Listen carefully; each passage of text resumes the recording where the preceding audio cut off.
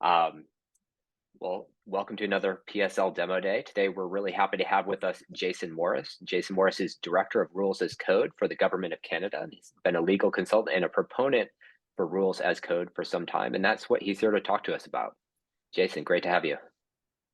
Thanks very much, Jason. Happy to be here. So what I have is a few short slides that kind of give some background information, and then an idea in my head of just giving you a tour of Blawx and kind of showing you what it does and how it works. Happy to get questions as we go, and I'll also try and keep it relatively short, so there's some time for questions at the end. But feel free to interrupt. Let me see if I can get this screen share working.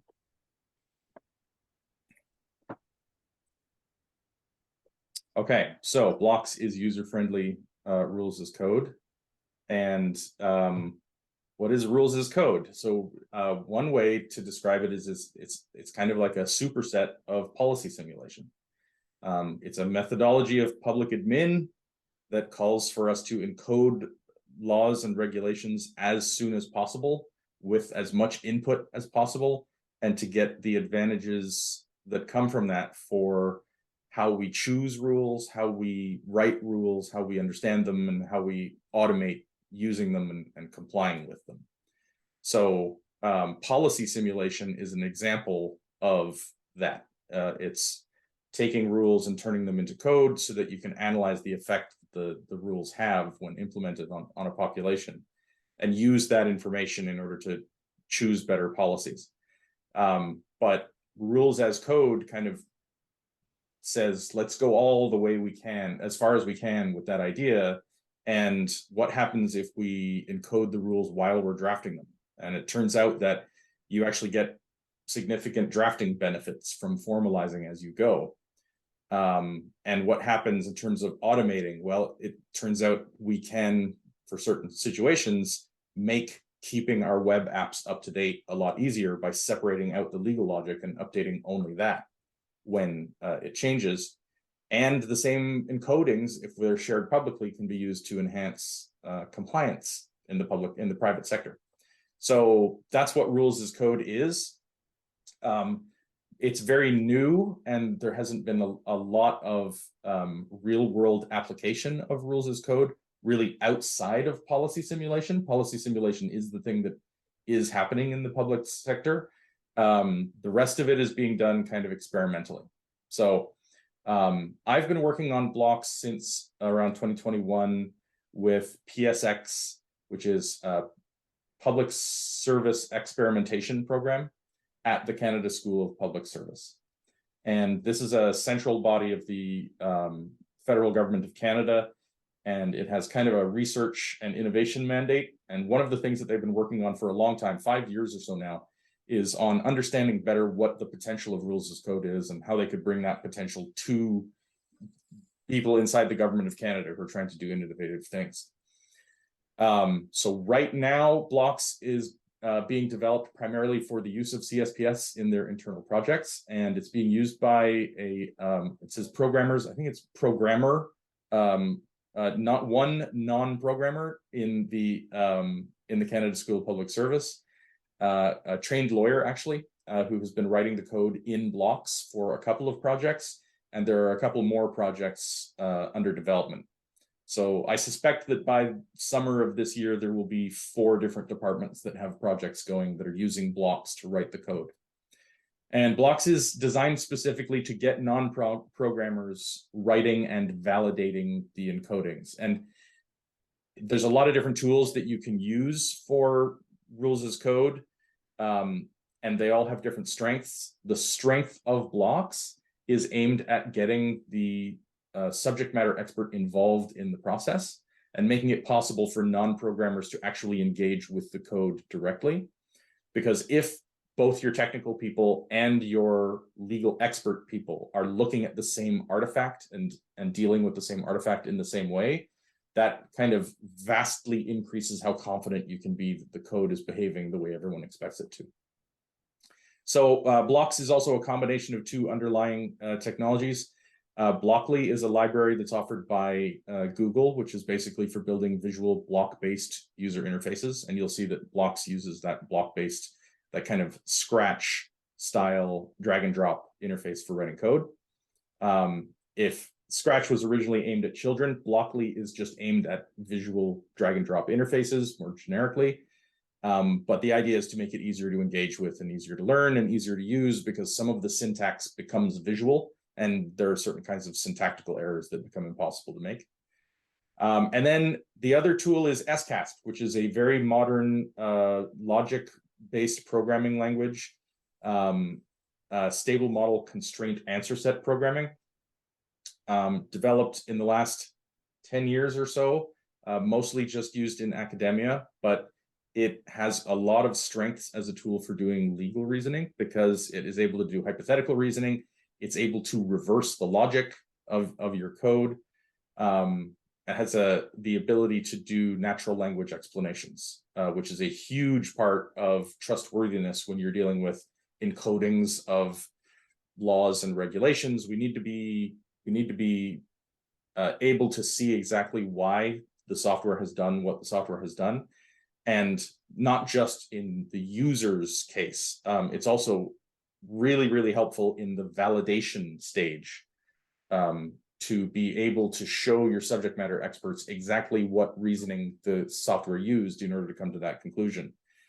And it doesn't just provide one answer, it provides all the answers it can find. And for each answer, it doesn't just provide one explanation, it provides every valid explanation that exists underneath the rules for the same answer.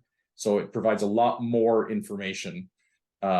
And this is all very helpful for legal reasoning and for legal validation. So that is the background on Blawx. The process of using Blawx has 4 stages. First, you give it the legislative text, because the legislative text is going to become the scaffolding for your actual encoding. The sections of law will be like files that you put the actual code into. The second part is you encode. So you go section by section through your law, and you encode the ontology, the vocabulary that exists in that section. And then you encode the rules for that section. The third step is you test and validate. And then the fourth step is you deploy that encoding for whatever it is you want to use it for.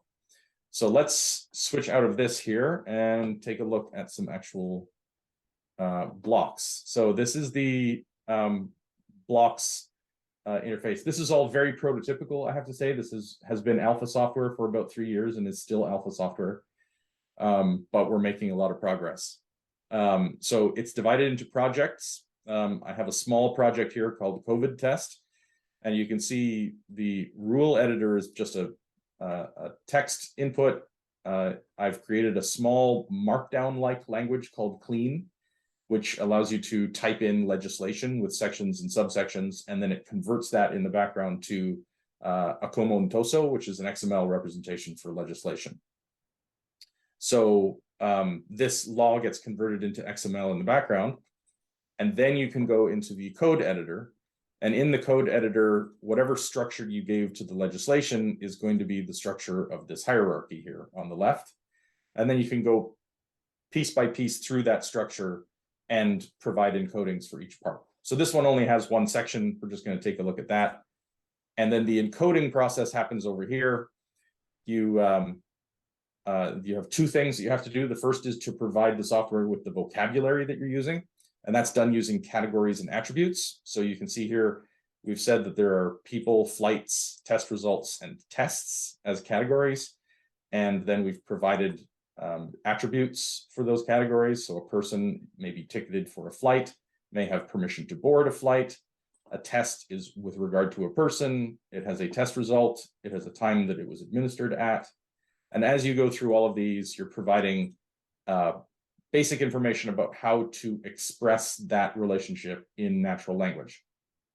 This gets used in 2 places. This gets used to build the user interface for writing the rules, and then it also gets used in the natural language explanations. So as you create these categories and these attributes, and in some cases, the objects in those categories, what gets created is a block library that you can use to express the rules. And so known categories appear over here, known objects appear here, and known attributes appear here. Well, they would, except I'm using a version that's halfway between two different versions, and it's buggy. But you can see these green blocks would usually appear in that drawer. And so this gives you a kind of natural language-like way of expressing the rule. So the text of the rule that we were encoding, a person may board a flight if they have a ticket and a negative COVID test administered within 72 hours of the flight's scheduled departure. And then the way that gets expressed here is when we know a person is in the category person, a flight is in the category flight, and a test is in the category test, and a person has a ticket for the flight, the person took the COVID test, the flight is scheduled to depart at a particular time, the result of the test was negative, the test was administered at a particular time, the duration between the departure and the test is a certain value, and that value is less than or equal to 72 hours. Then we know that person is permitted to board the flight. So this is a restatement of the rule in a declarative way. We're not providing a function to run, and it can be reasoned about by blocks, both in the forward direction and in the reverse direction. So you're not just providing a function that calculates an answer if the inputs are provided, you're also writing code that is able to provide you with hypothetical inputs for a given desired answer. So the main thing that you do once you've got your encoding of the rules is you create tests, and tests in blocks are really just a name for questions. So here we can ask, is it true that a person is permitted to board a flight? And then from there, you can go into what's called the scenario editor. And the scenario editor is an automatically generated interface based entirely on the declarations that were used of what categories and attributes exist. So you don't have to do any work to create this, and it provides a kind of a convenient way for non-programmers to generate fact scenarios and play with them and see what happens in order to validate whether or not the code is behaving the way that they want it to. So in this case, I've pre-entered in some information. There is a person named Jason. Jason has a ticket for a flight called Hawaii, which is also mentioned down here. Hawaii is scheduled to depart at this time. And there's a test called Jason test. Jason is the subject of that test. The test was administered at this time. And then we can, we should probably add a test result. Let's say that the test result was negative, like so. And then you can run that fact scenario and that query against the rules as you've provided. And it's able to come up with, in this case, only one answer. Only Jason in this fact scenario is entitled to board a flight, and the flight is Hawaii. And there is only one explanation for that answer. And that explanation is then offered in this natural language structure based on the terms that you put in when you were creating the encoding. And these little information buttons allow you to kind of drill down deeper into the explanation and see, how do you know this thing? So how do we know Jason is a person? Well, we know Jason is a person because it was provided as a fact. And that happens to be true for most of these things, except for the amount of time between the departure date and the test date was 1 day. And how do we know that? Well, we were able to calculate it. And similarly, we're able to calculate that 1 day is less than 72 hours. And so you can drill down as far down into the explanation as you need in order to kind of understand how it's behaving. If there's more than one justification for the same legal answer, it will show up as another explanation. And you can go through and see if all of the explanations are accurate. And it's got a bunch of interesting things that it can do in terms of reasoning hypothetically or generating fact scenarios. So you could, if you wanted to, say, let's get rid of all of this information, just delete all these facts. So we've got a blank fact scenario, and we're going to say, let's just hypothesize about persons, flights, and tests, and run that code. Now, these hypotheticals don't work all the time, so I don't actually know. Well, look, it's able to figure it out. So it's saying a hypothetical person A is entitled to board a hypothetical flight B if oh, and then this explanation isn't working. So this is why you don't do demos you haven't tried before. But yeah, it's able to hypothetically reason through, and the reason that the explanation is buggy is because this new natural language interface for the explanations is kind of the thing that I'm currently working on. So that's where all the problems are at the moment. But you can kind of get the idea. It would give the same list of reasons, but include the variable names instead of concrete objects. So that's basically it. So what we're doing inside the Canada School of Public Service is we're building encodings using Blawx for various types of regulations for various types of reasons. Some people have drafting projects. Some people have an automation project. Some people are doing other things. It's a variety of things, and we're having our legally trained non-programmer actually do the encodings, and then the subject matter experts and our coder get together and kind of run through a few fact scenarios and look at the explanations and see whether or not the explanations match everyone's understanding. And when that process is done, then we have a really well-verified, well-validated code base that we can use to actually power a website or do some analysis or whatever else it is that we want to do with it. So there's a lot further that we could go with it. In particular, what I would really like to do is be able to use the Blawx encoding, which is easy to validate with your subject matter experts, and then use that to test the accuracy of other styles of encodings. Because Blawx code is not particularly good for policy simulation because it's not particularly good at dealing with very large databases, right? But if we had a Blawx encoding that we could use to validate an OpenFisca encoding of the same rule, then we could get all of the computational efficiency benefits of microsimulation software and all of the legal quality assurance benefits of Blawx at the same time. So that's kind of where I see it fitting into the ecosystem. But I'll stop there and ask if anyone has any questions. Jason, great demonstration. And just the scope of applicability here is amazing. Now, of course, you got to start somewhere, and you mentioned different projects, but is there a particular area of the legal code you're focusing on, one that might be more amenable to what you're doing, or are you just taking all areas depending upon the subject matter experts you have at hand?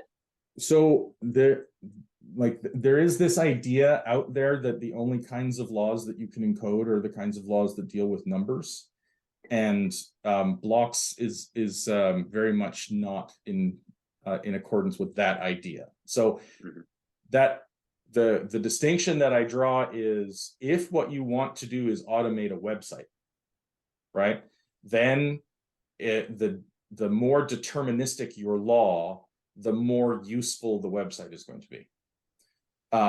But it depends on what use you want the website to be, right? If you want the website to be calculating exactly what someone's taxes are, then you need the law to be determinative for that. If you don't need it to go into that level of detail, you're trying to do analysis at a higher level of abstraction, then it doesn't really matter whether or not the law is determinative below that level of abstraction. So it's really about whether the law gives you enough that you can encode in order for the encoding to be useful for the thing you want it to do. So we don't worry about what kind of law it is. We have dealt with encodings that have to do with what permits are required in order to do fishing activities or activities around waterways that have fish in them. We've done work on what constitutes a salary for the public for the purpose of public sector pensions, because certain kinds of benefits are excluded, right? Like they're compensating you for your taxi fees or something. That's not salary. So we can encode that, and there's always kind of a level of specificity that you can get to that's possible, and beyond that it's not possible. but very often that level of specificity that you can get to is enough. And the place that it's always useful is in the legislative drafting space, right? It doesn't matter if your law is full of subjective concepts. If those concepts are ever repeated anywhere or refer to each other, then you can usefully encode those things and say, well, look, we've discovered a loophole here where in this situation, the minister has to be satisfied that X is true, but in this same situation, this other person has to be satisfied that it isn't. Right. And so there's all kinds of drafting errors and under specifications that it's possible to find. So we've dealt with a wide variety of things. We've also done some benefits encodings. We have also played a little bit with private insurance contracts for testing purposes, because there's not really anything about private contracts that can't also be done this way. It's any rule that is expressed in a hierarchical structure like that. Blawx is well suited to working with. So it's a wide variety of things. Now, I have to say, because it is a logic programming language, it is a lot more susceptible to like Cartesian explosions, right? The combinations of things getting more complicated and it slowing down exponentially with a linear increase in the complexity of the rules. So we are aware of that concern. We have not yet gotten to the point where the size of the code has prevented us from doing anything that we want to do, but we are kind of keeping our eyes open because we're aware that that's a problem based on the kind of technology that we're using. So it may get to a point where sufficiently large things aren't feasible to do all at once, but we don't know yet. Okay, so kind of in your answer there about how determinative a law is, right? There's subjectivity, I guess, in some of these situations, and therefore, like the validation is, you might need more experts or less. Is there a way you can kind of leverage data like court rulings to help validate the logic you've put in to get kind of the big data approach rather than just having an expert or two? I mean, not really. This is very much a human in the loop approach, right? Mm-hmm. It's not a data-based approach. Now, there are some places where you would be able to extend what's possible to do with Blawx by itself with other approaches like case-based reasoning approaches, which can, in limited circumstances, be used to take a database of cases and be able to predict what the subjective decision might be in a given fact scenario based on previous cases. But there's just a ton of caveats there, right? It has to be a very stable section of law. There has to be a large database of cases. The cases all have to be very consistent with each other about what were included factors and what were not included factors, and in which direction did those various factors push the conclusion. And there is also a lot of manual work in order to create the database. So it is possible to extend this with case-based reasoning into some of those subjective realms a little bit, but it's a lot of work, and I anticipate that in most circumstances, it probably wouldn't be worthwhile. Mm-hmm. Okay. With the techniques I'm aware of. Really cool. I was recently talking to someone who actually used to work at the House of Representatives, and they're now working on a open source kind of web editor for drafting law. That was kind of roughly their job in the House. And they also want collaboration and the ability to comment and things like that, which I guess it's all desktop software right now. I'm pretty new to it, but it was pretty exciting. I was like learning about the XML and things like that. Like, it seems like there could be an opportunity to have in the drafting stage also computational things happening sort of either in real time or kind of very easily identified. And right now, for example, at Policy Engine, we basically cite the subsection of the law. That's not quite enough detail to actually say this is the parameter that we're changing.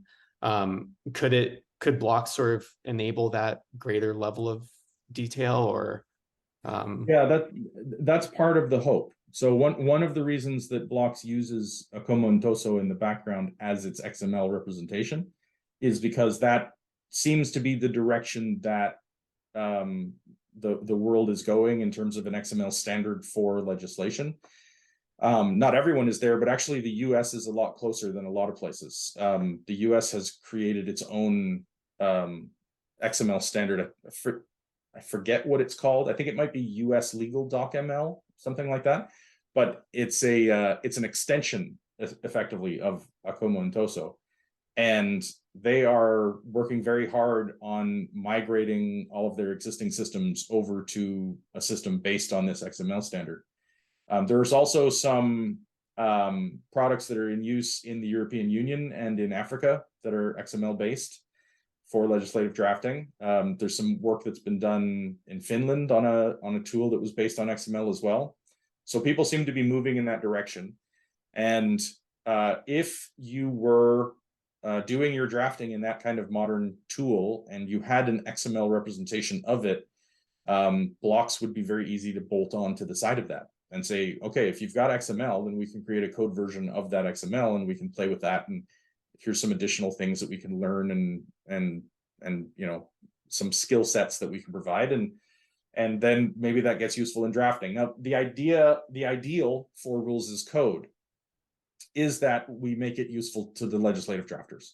Because if we can make it useful to the legislative drafters, then everyone downstream of them gets the benefits of all the coding already being finished, right? And so in my mind, the best case scenario is I can find some way to make Blawx a thing that legislative drafters really, really want to have, that they really, really want to use.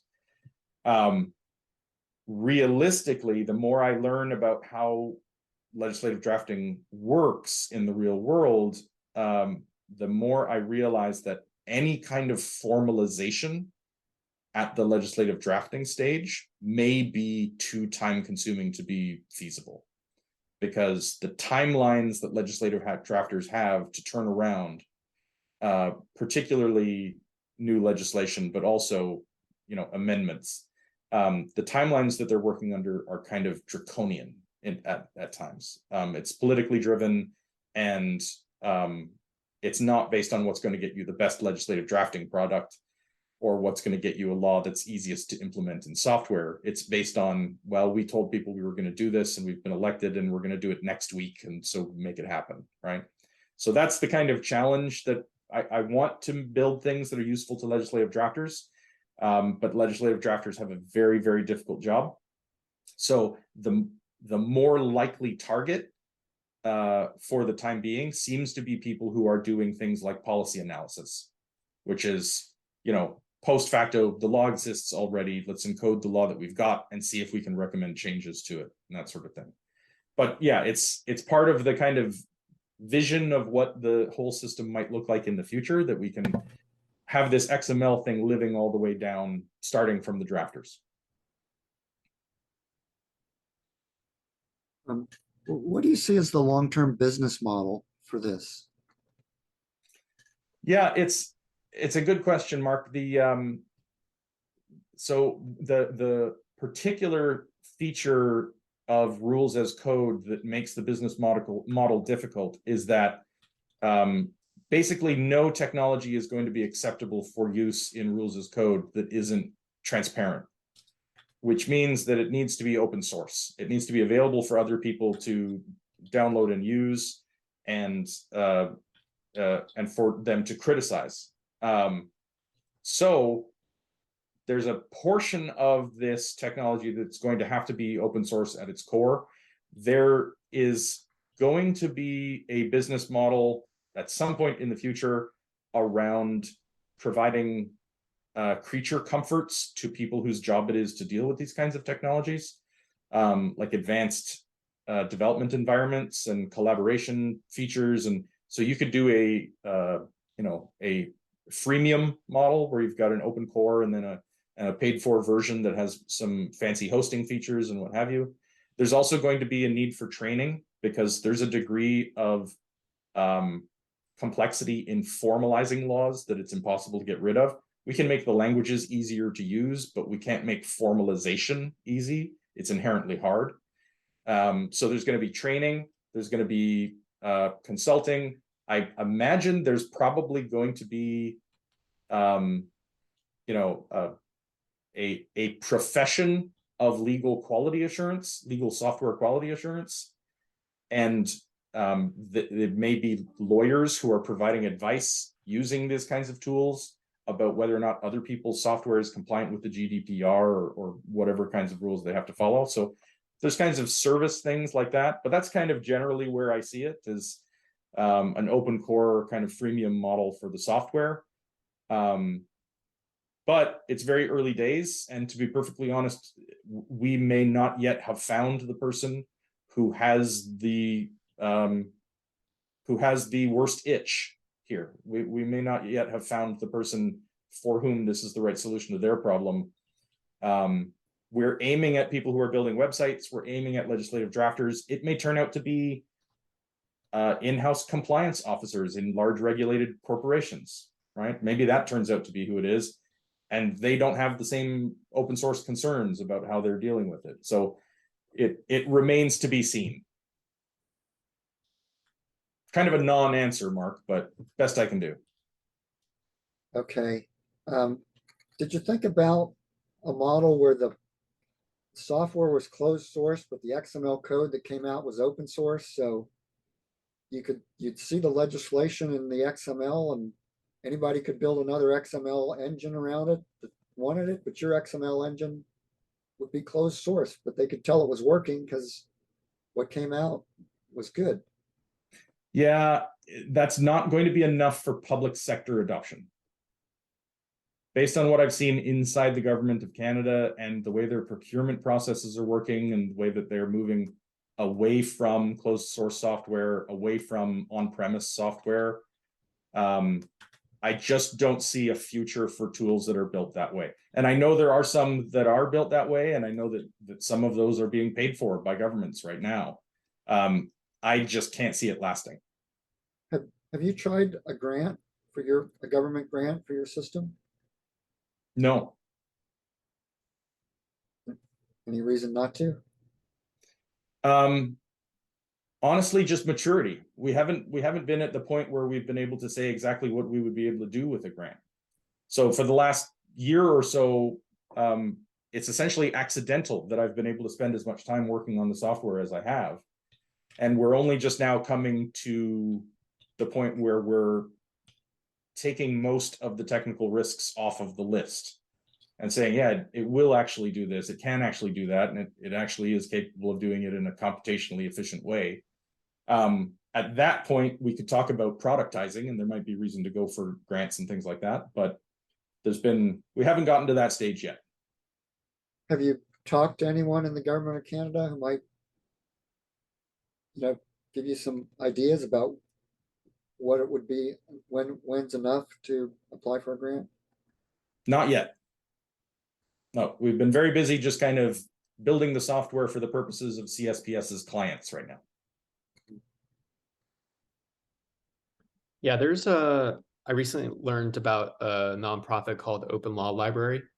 And they are doing what you said, Mark. The software for drafting is closed source, but it's sort of geared around building open source XML. So they're working with Washington, D.C. on basically putting all of the XML into a GitHub repository and have that be an automated pipeline. And I think they felt that if there was a foundation that wanted to support open sourcing it, that would work. But right now, the closed source competitors are they're concerned about some replication of their software. What's the company called? What's the company called? I just dropped in the chat, Open Law Library. Okay. And are they venture capital funded, or? It's a C3, 501c3 nonprofit. Okay. And there's a distinction to be drawn too between, people who are trying to create public libraries of law in the sense of, can you access it? Can you read it? Can you print it out? Can you look at it on the screen? and people who are building software that could be used to automate decision making inside a government process. When you get to something that's capable of automating decision making inside a government, that's when these higher standards of transparency come in, because everyone assumes that every technology is machine learning and that it is full of bias and that it is going to cause all kinds of problems, which, you know, those of us not doing machine learning representations know isn't the case here.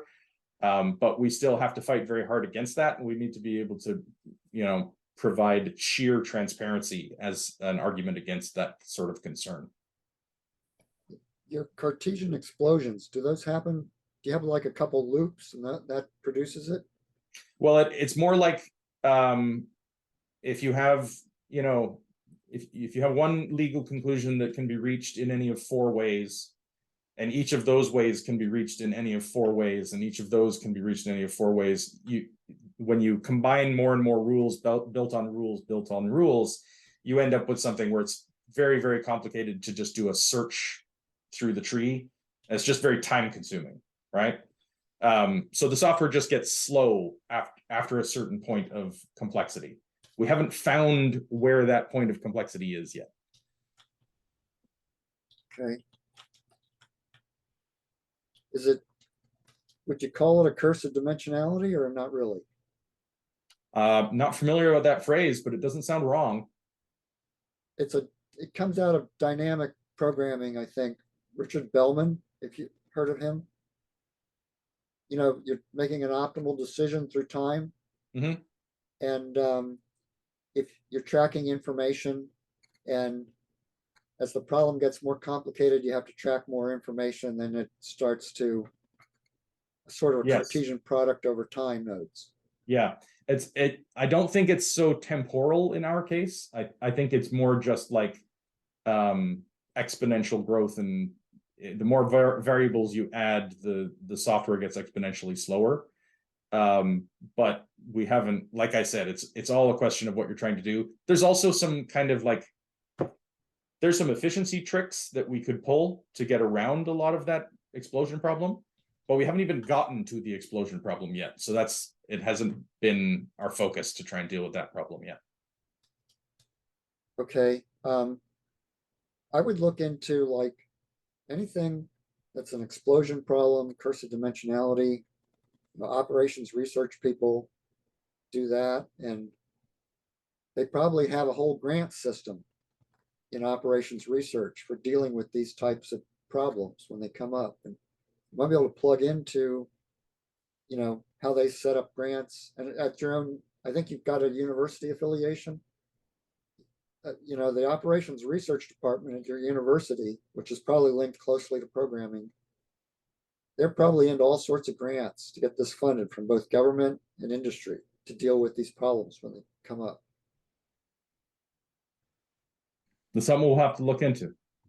Okay. I was going to say the ironic thing about all this is you'll probably be absolutely fine, like until you get to the actual explosion. Right? I mean, there's probably a good few variables you can add, and then it becomes a problem very quickly. But yeah, it seems like and the fact of the matter is that the software is sufficiently new that the efficiency improvements that they're making to it year over year are dramatic still.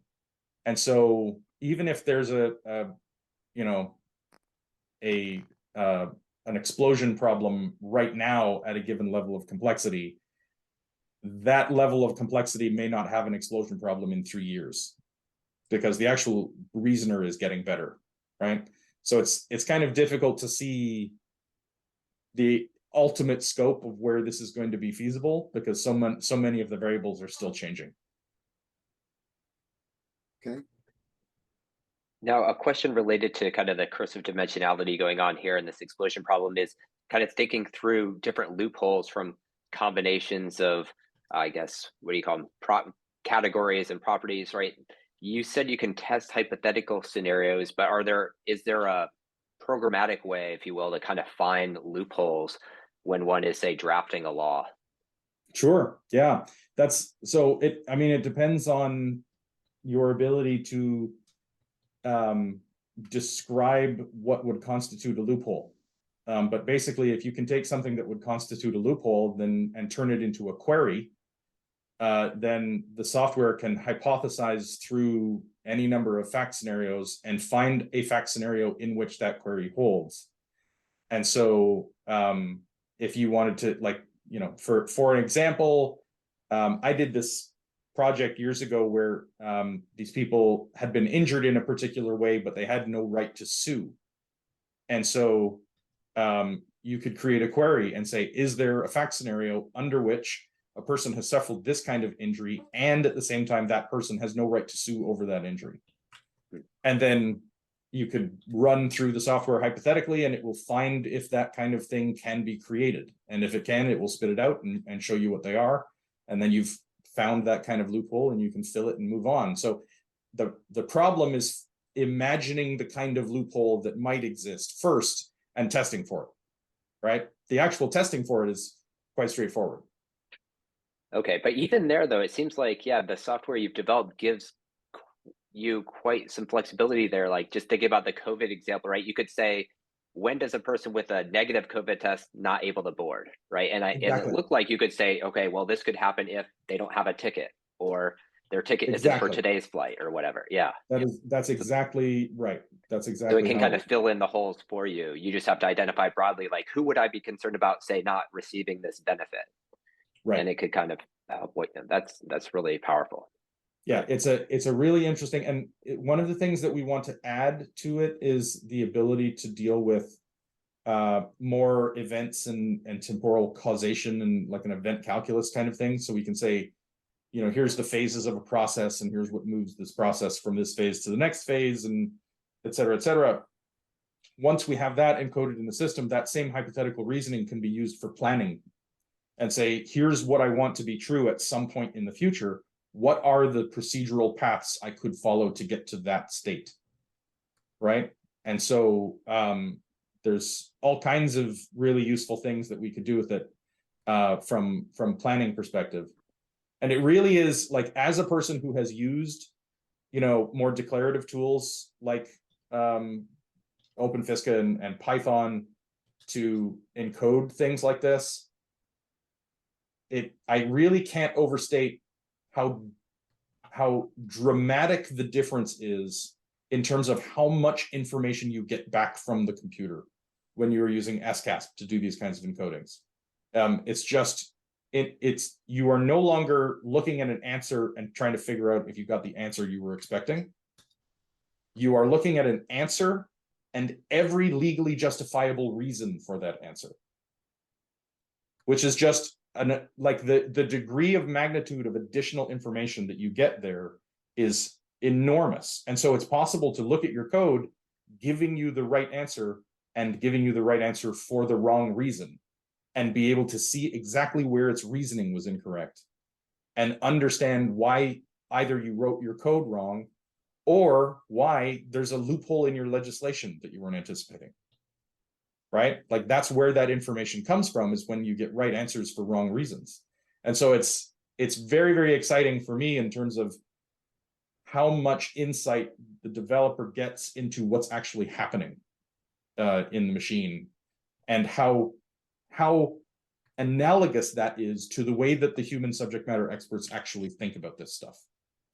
Right? The thing that got me really excited a couple of weeks ago, I was in a meeting with the department, and we were going over an encoding, and there were some people there who were programmers, and there were some people there who were subject matter experts. And the subject matter experts were asking about data models, and the programmers were asking about statutory interpretation. And that's where the conversation was. The walls between the silos had completely collapsed. All of these people were now talking about the same thing that had all of the same problems. And that was really exciting to me, that there is this middle ground that your coders and your lawyers can both live in and can talk to each other and be talking about the same thing and all understand each other. So that's what gets me, hyped about it. I think there's a lot of potential there. That's great. Well, Jason, thank you so much for coming on with us today. Really insightful conversation. I think we're all rooting for you as policy modelers, but I think more broadly too, just as, how this can improve public policy and law. and have it be better interpreted and applied to people. So thank you so much for your work. Thank you. The feeling is mutual. You guys are the sharp edge of the wedge, getting it done out there, and it's exciting to see. All right. Thanks a lot, Jason. Have a great day. You too. Bye, y'all. Thanks, guys.